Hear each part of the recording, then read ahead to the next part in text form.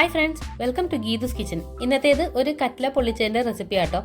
അപ്പോൾ നമ്മൾ എങ്ങനെയാണ് കട്ട്ല പൊള്ളിക്കണമെന്ന് നോക്കാം. വീഡിയോയിലേക്ക് പോകുന്നതിന് മുമ്പ് എൻ്റെ ചാനൽ ഒന്ന് സബ്സ്ക്രൈബ് ചെയ്ത് സപ്പോർട്ട് ചെയ്യണം. കൂടെ നോട്ടിഫിക്കേഷൻ ബെൽ ഐക്കൺ കൂടി ഒന്ന് ക്ലിക്ക് ചെയ്തേക്കണം കേട്ടോ. അപ്പോൾ കട്ട്ല പൊള്ളിക്കാനായിട്ട് ഞാനിവിടെ ഒരു ചട്ടി അടുപ്പത്തേക്ക് വെച്ചിട്ടുണ്ട്. അതിലേക്ക് ആവശ്യത്തിന് വെളിച്ചെണ്ണ ഒഴിച്ച് കൊടുത്തിട്ടുണ്ട്. ഞാൻ അതിലേക്ക് കുറച്ച് ഉള്ളി അരിഞ്ഞത് ഇട്ട് കൊടുക്കുന്നുണ്ട്. ഞാൻ ചോപ്പറിലാണ് ഇന്ന് അരിഞ്ഞിട്ടുള്ളത്. പിന്നെ കുറച്ച് ഇഞ്ചി ഇട്ട് കൊടുക്കുന്നുണ്ട്. ഇഞ്ചി നമ്മൾ ചോപ്പ് ചെയ്തിട്ട് ഫ്രീസറിൽ വെച്ചിട്ടുണ്ടായിരുന്നതാണ്. അപ്പോൾ അത് 2 കഷ്ണം ഇട്ട് കൊടുത്തിട്ടുണ്ട്. ഇനി അതിലേക്ക് ഞാൻ കുറച്ച് കാന്താരിമുളക് ചതച്ചതും കുറച്ച് കറിവേപ്പിലയും കൂടി ഇട്ട് കൊടുക്കുന്നുണ്ട്. ഇന്ന് എനിക്ക് കുറച്ച് തിരക്കായതുകൊണ്ടാണ് ഞാൻ ചോപ്പറിൽ ഉള്ളിയൊക്കെ അരിഞ്ഞെടുത്തിട്ടുള്ളത് കേട്ടോ. സാധാരണ നമ്മൾ കത്തിക്ക് തന്നെയാണ് അരിഞ്ഞെടുക്കാറ്. അരിഞ്ഞെടുക്കണം കേട്ടോ കുറച്ചുകൂടി ടേസ്റ്റും. അപ്പോൾ ഉള്ളിയൊക്കെ ഏകദേശം മൂത്ത് വന്നിട്ടുണ്ട്. ചെറിയൊരു ഗോൾഡൻ കളറൊക്കെ ആയിട്ടുണ്ട്. ഇനി നമുക്കിതിലേക്ക് മസാലകൾ ചേർത്ത് കൊടുക്കാം.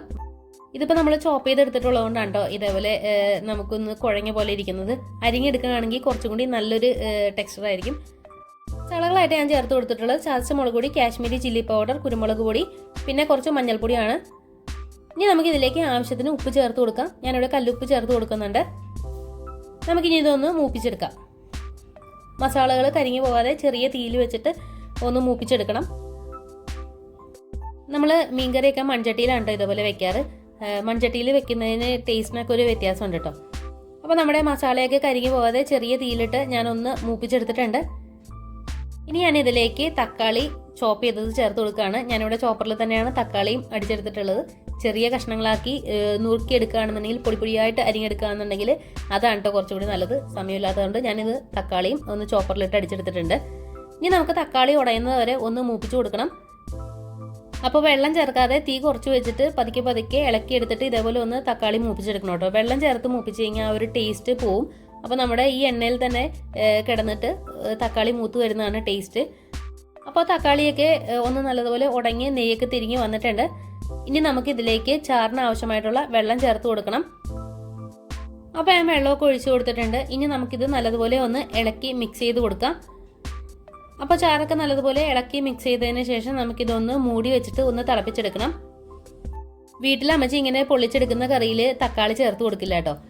എനിക്കത് ഇഷ്ടമല്ല. അതുകൊണ്ടാണ് ഞാൻ തക്കാളി ചേർത്ത് കൊടുത്തിട്ടുള്ളത്. കുരുമുളക് കൂട്ടിയിട്ടിട്ട് പൊള്ളിച്ചെടുക്കുകയാണ് ചെയ്യുന്നത്. അപ്പോൾ കറി തിളച്ച് വന്നപ്പോൾ ഞാൻ തുറന്ന് ഒന്ന് ഇളക്കി കൊടുത്തിട്ടുണ്ട്. എന്നിട്ട് ഞാനിത് വീണ്ടും മൂടി വെച്ചിട്ടുണ്ട്. ഇനി ചെറിയ തീയിൽ ഒരു 5-6 മിനിറ്റ് വെച്ചിട്ടുണ്ട്. അപ്പോൾ നമ്മുടെ ചാറൊക്കെ പറ്റി നെയ്യൊക്കെ തിരിഞ്ഞ് വന്നിട്ടുണ്ട്. ഇനി നമുക്കിത് നല്ലതുപോലെ ഒന്ന് ഇളക്കി കൊടുത്തതിന് ശേഷം മീനൊക്കെ ഇട്ട് കൊടുക്കാം. സാധാരണ നമ്മളിവിടെ നല്ല മീനൊക്കെ കിട്ടുമ്പോൾ മുള്ളും തലയൊക്കെ കൂടി തിളപ്പിക്കും. കഷ്ണങ്ങളൊക്കെ കൂടി വറക്കുകയാണ് ചെയ്യാറ്.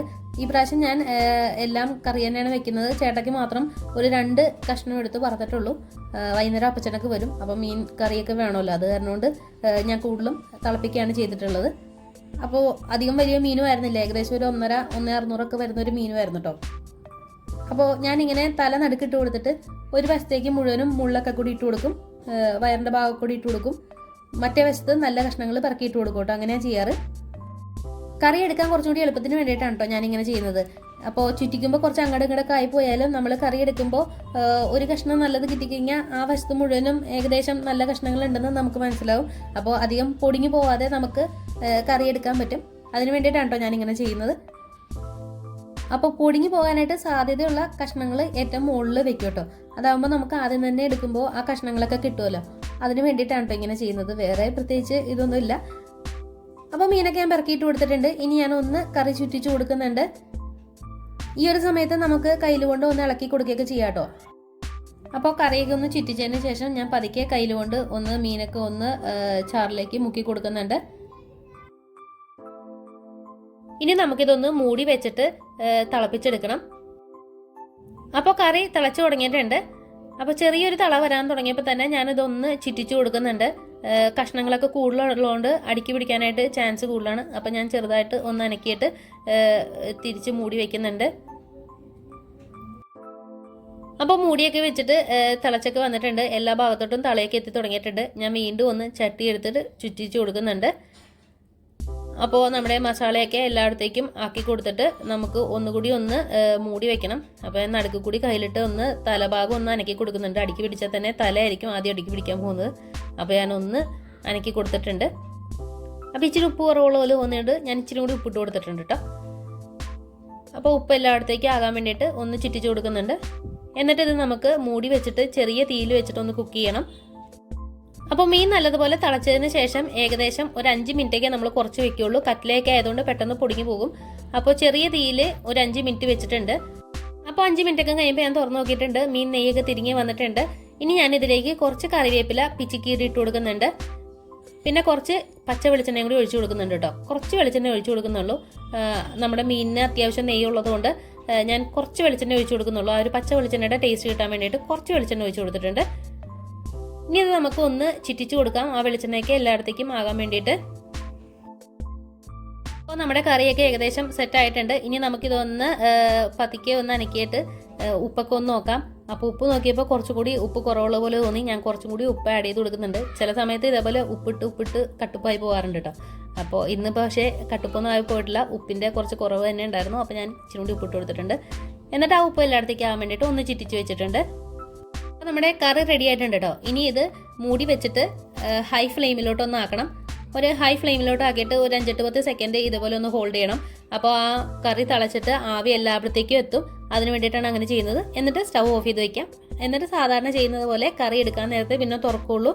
അപ്പോൾ നമ്മുടെ കറി നെയ്യൊക്കെ തിരിഞ്ഞ് നല്ല അടിപൊളിയായിട്ട് വന്നിട്ടുണ്ട്. അപ്പോൾ സിമ്പിളായിട്ടുള്ള റെസിപ്പിയാണ്. ബാച്ചിലേഴ്സിനൊക്കെ ട്രൈ ചെയ്യാൻ പറ്റിയൊരു റെസിപ്പിയാണ്.